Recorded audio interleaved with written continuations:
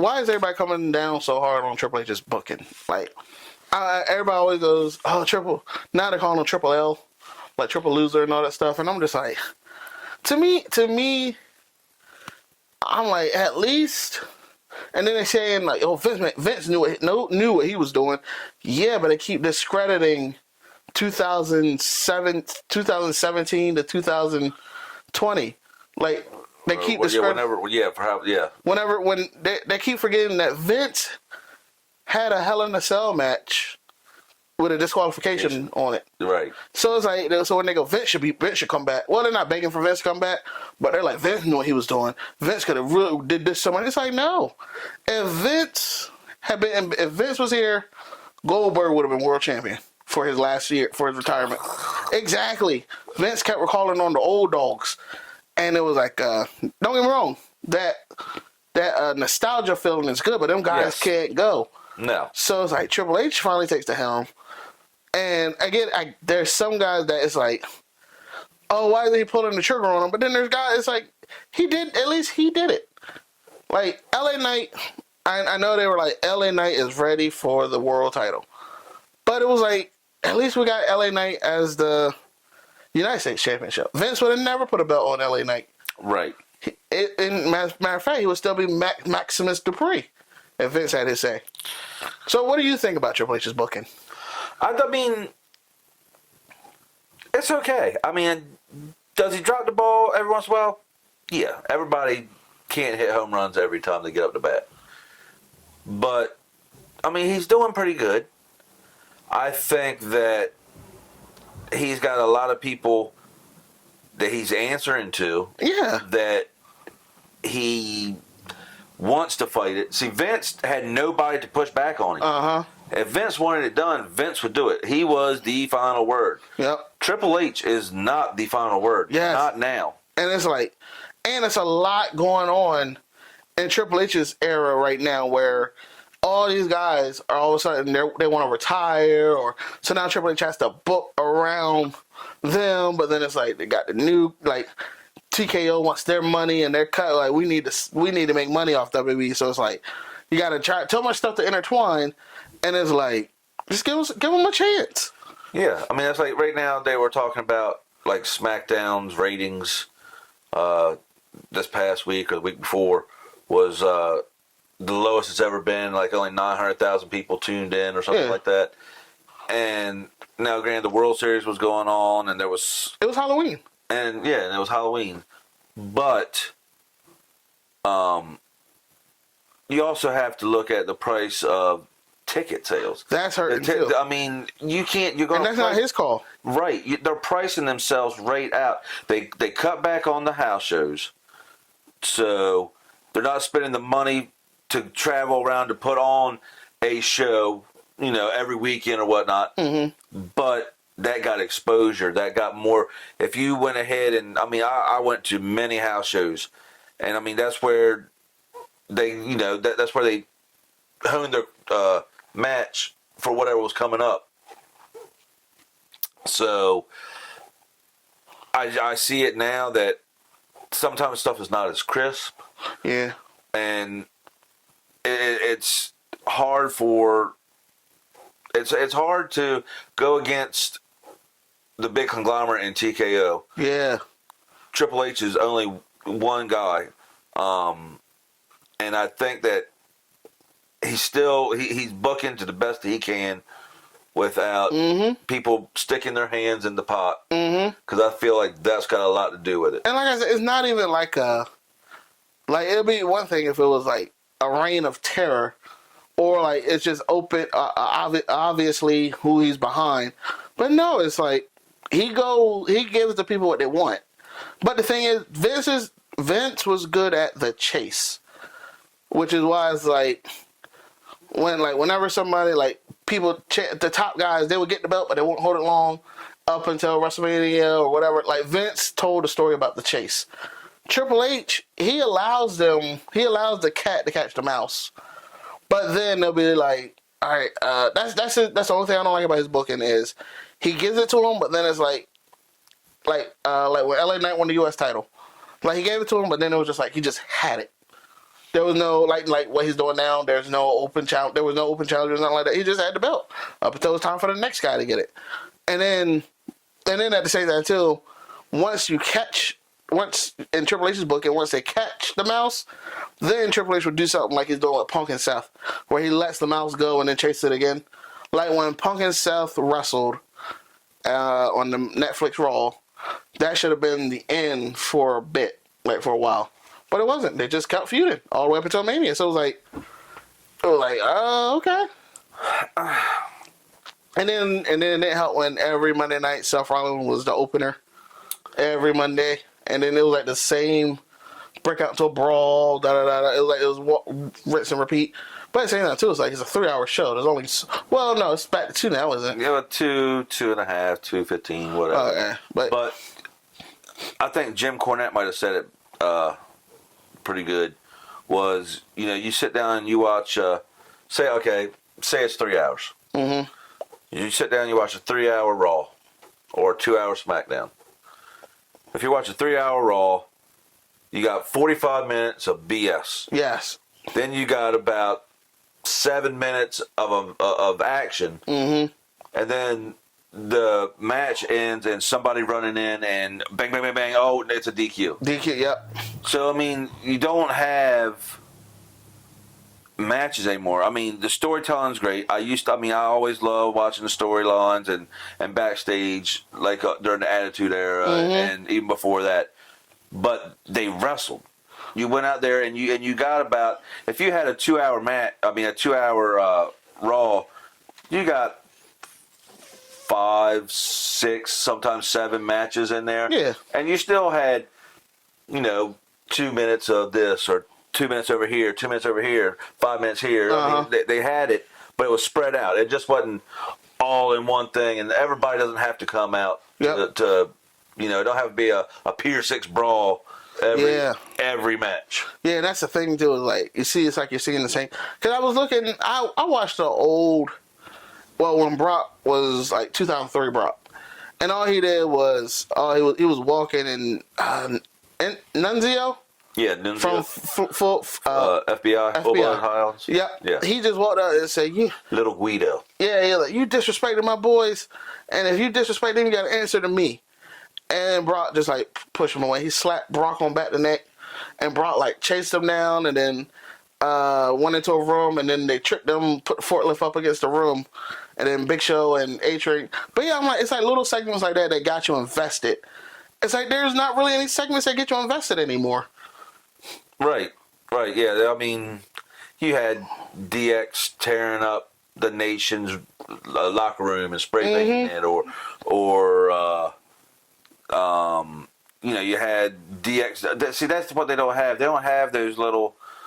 I don't want to say good, because I mean there is some good stuff in it. Yeah. And yes, I'm older now than I was then, but still, I'm still consider myself a teenager at heart in that sense, and they don't have me invested. Yeah, and then on top of that, they break kayfabe every chance they get.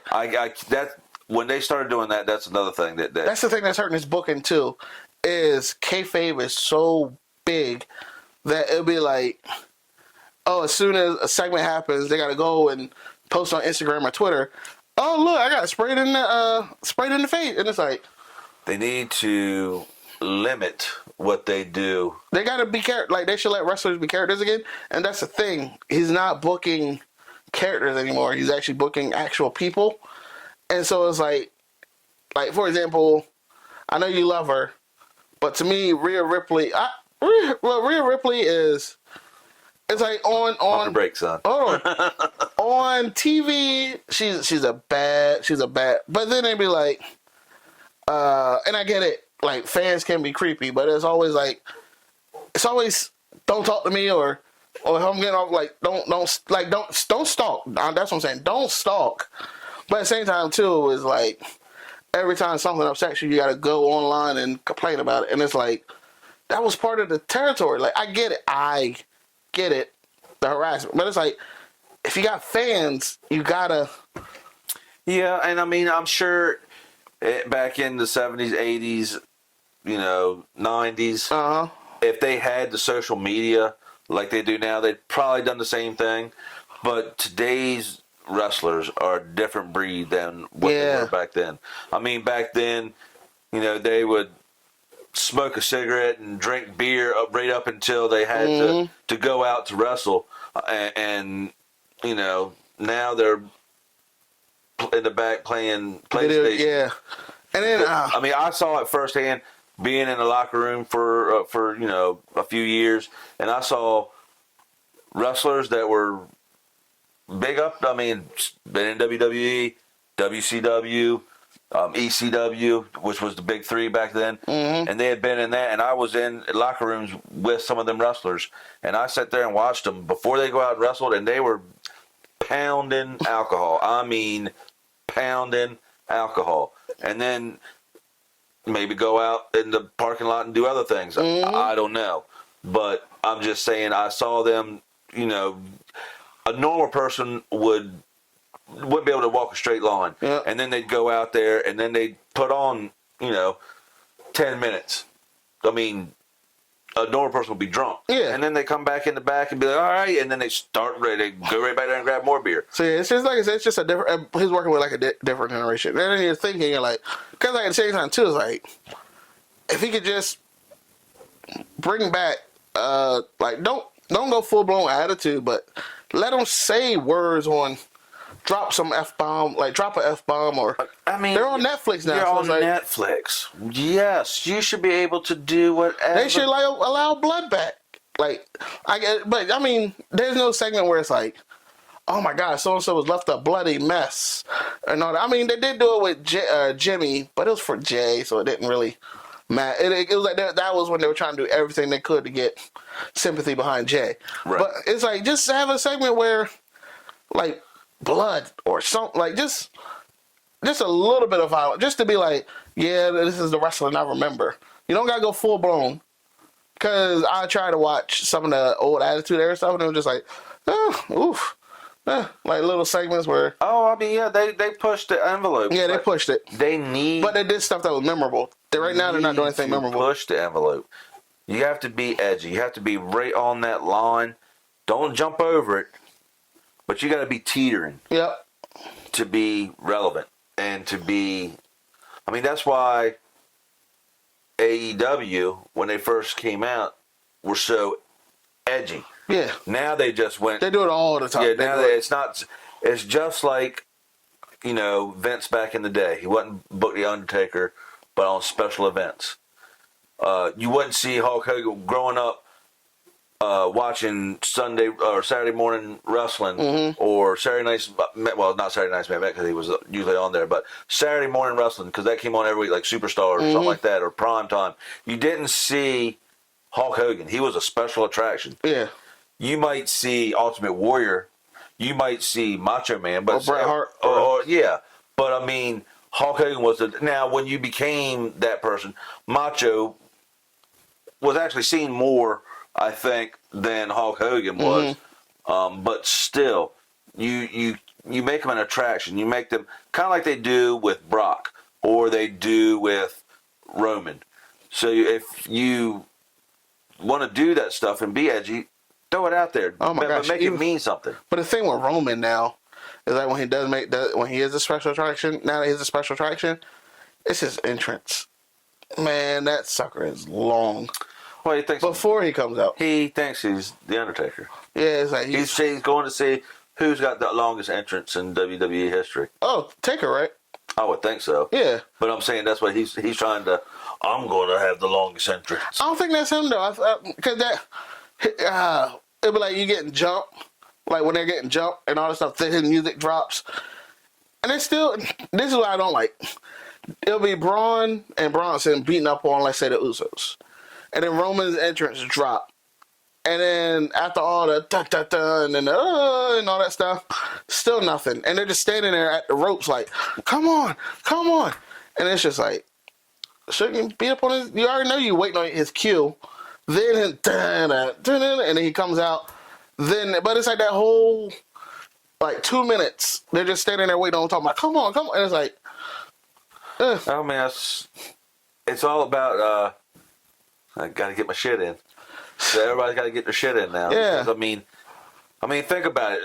I don't mean to keep bringing up AEW, but remember when Matt Hardy was getting jumped and Jeff's music came? Oh, yeah. He has to do his dance before he comes and saves his brother. His brother's getting the crap beat out of him. Yeah, that's what they do now. And Penta did it, where he had to do his walk and stuff like. It's like, yeah, it's like it's just too much. It's too much filler, and that's what's also hurting Triple H's booking too. Is just a lot of filler. So I don't know. I guess if he just like you said, push the envelope just a little bit. You got to. You got to push it some. Because it's getting stale in the aspect of it's not like. Because when I started watching on Netflix, I was like, oh, okay, maybe there might be a little edgier or something. And it's like. I was hoping. Yeah, and I was like, nah, I'll just look at the highlights. The only time they were ever edgier was when it was The Rock. Yeah. Because The Rock could say what he wanted because he's part owner and he can do what he wants. Yeah. What are they going to do, fire him? They can't. Yeah. So now do you think he's playing a part in Triple H's booking? I swear I think he is. I really do. I mean... But he's just on the board of directors. There's not really much he can... Like, he's not really the boss. Right? He's on the board of directors. But you don't sit here and... You can't sit here and tell me that if he wants something done, that it's not going to get done. Oh, it's always going to get done. They would take... I mean, it would be his say if he was like, hey, push my family. Which they did. Oh, Jey wins the belt. Roman doesn't lose. Whatever. I want my daughter to be the NXT GM. Because I don't want to get hurt in the ring, so make her GM. Yeah, whatever it is. Do you think? And Triple H is like, I really don't think they're ready. I don't care. So they're going to do what he says. Yeah, especially because of like Nick Khan and The Rock. But now do you think he's trying to do a takeover? Like, whenever, because they always say this is why people stop liking The Rock. Whenever his movies flop, then he wants to come back to us. Yeah. And talk about how he'll never leave.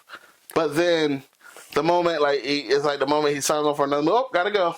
Well, everything is, his star's fading. Yeah. He lost this weight. He's doing his new movie.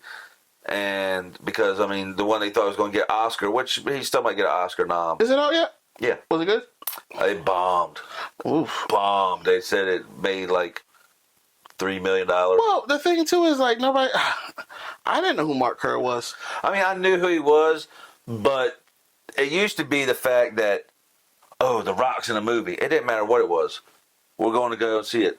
Just like they used to say, The Rock was, a movie Viagra. You wanted something to do good, put The Rock in it, and it was going to make a ton of money. Think about it. Skyscraper, San Andreas, Rampage. That was a bigger movie, but there was movies like that. Now his earlier stuff, not so much, but when he became Dwayne The Rock Johnson and got big. he brought back. The Fast and Furious was fading away. Mm-hmm. He brought that franchise back. He brought Jumanji back and made that big again. Yeah. And so it's like his starting to fade. I like it. I love The Rock though. I still watch The Rock's movies. But you can see but when the stories come out and all that stuff. Yeah, he tells some stories that are, everybody says Hulk Hogan tells lies or told lies. Like The Rock tells some somebody actually went through his, when he really got that heat, especially at WrestleMania 40. Somebody went through his Instagram. And they were like, how many times are you going to keep saying you've been first time trying In-N-Out Burger? Like he had on his right. Because share stuff like, wow, this is my first time trying In-N-Out Burger and tag him. But then somebody went through his timeline and was like, yo, you just went to In-N-Out Burger in 2018. Right. And then before then, you keep saying, first time trying In-N-Out Burger. And it's like, yeah, because The Rock does like to puff up his own balloon. But I do feel like he probably is hurting Triple H's booking also. Yeah, I'm not saying that that Triple H isn't making mistakes. I'm not saying that The Rock is all of it. Yeah, because the company too is kind of like, we need to make money. We're making money. What's hot? Who's hot? Who? Let's put Travis Scott in something. Yeah, don't get me started on that. That what I was thinking about that. I'm like, yo, that really did hurt the main event of WrestleMania. Having him just walk down. Yeah, I mean, and he had a full-blown entrance. He had a full-blown entrance and he just walked like down. he was the second coming. Yes. And comes out with his title. For what did you get that for? For what? I smashed up WWE with for like a hardcore, and it's just like it's garbage. He was garbage. Yeah, that was a push. Like I think that was a Rock move too. No, I do feel like the Rock did hurt John Cena's heel turn. Because they said when John turned heel, it went nowhere after. Nowhere. It was just for the shock value, but it was like if he had actually aligned with the Rock, but the Rock literally just disappeared right after. Yeah, and the Rock came out and they just kept on, and it was them two, and it kind of like, the Authority back in the day. Yeah. If they'd done that kind of thing, or a NWO type Hogan aligns with Bischoff type thing. But no, it was just like he just said, all right, I'm gonna go film a movie. See you. Yeah. But we do know now when they go to Riyadh, whatever, Saudi Arabia, when they go there, Rock's gonna be champ. I don't know if he'll be champ. He'll definitely he's winning. He's winning the Rumble. When they go to that WrestleMania, he's gonna win the Rumble, and then he's gonna face Cody. Well, the Rumble's there this year. This year, the Rumble, which is another. I wouldn't, but no, and I don't think it's going to hurt. They'll sell out, but it's not going to be people from here. No, and it's going to hurt because nobody's going to be able to really watch it. Because it's going to be a weird time. Yeah. It's going to be a weird time, and everybody's going to be working. Then all of a sudden they're going to get spoilers. Then it's like, oh man, I don't need to watch it now. Because it's like the good thing about the Rumble was you could just sit down, have a nice cold beer, make some dinner party snacks, and then just sit and watch it. I mean, that was my favorite. I mean, I like everything else, but the Rumble, doesn't matter if it's good, bad, or indifferent, was my favorite match because you always wait for, okay, who's going to be the next surprise person or what's going to happen? Because there's always a surprise. Mm-hmm. But they've been kind of lackluster here recently. I think, if you have Jericho, which... is he going to show up before Cena retires? But you're going to have Jericho. You could have Edge. I'd like to see those two come back. One of them. One last time to face Cena. Yeah. Edge more recently.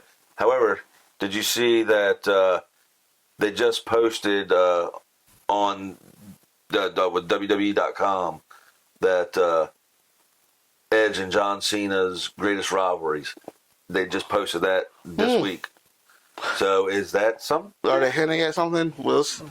But yeah, there's some stuff that's been hit and miss. But I'm like, my thoughts overall is just give Triple H a chance. Give him some more. Give him some time. Vince, remember, don't forget, Vince went into a dry spell in the 90s. Yeah. So 95 was probably the darkest time in their history. Yep. And it's like we're just going through a time where it's like Triple H just has to get a hold of something and just stick. Now, should he give some other people a chance? Yeah, because Jey wasn't ready. And like I said, I would have invested in LA Knight a little bit or something. At least try it. You had the whole build up to Cody winning the belt. Mm-hmm. So Roman was always the bloodline. They were hot. They were hot, the bloodline. But did you notice when Cody got the belt and all that stuff? Who had something to do with it, and it was The Rock was in it, and then it started. It was good, and then it just kind of got a little bit worse, and a little bit worse, and a little bit worse, and a little bit worse. And it seems like when The Rock got in there, he had his influences, kind of like he did with the DCEU. Mm-hmm. He tried to insert himself. Tries to insert and then take over, do a hostile takeover. Yes, and it doesn't work. He should just, you're The Rock. Just be the Rock. Be the character of The Rock. Don't try to be the boss of everything. Yeah. Plus, it's like he's like 50-something, so it's like, dude, come on now. Alrighty.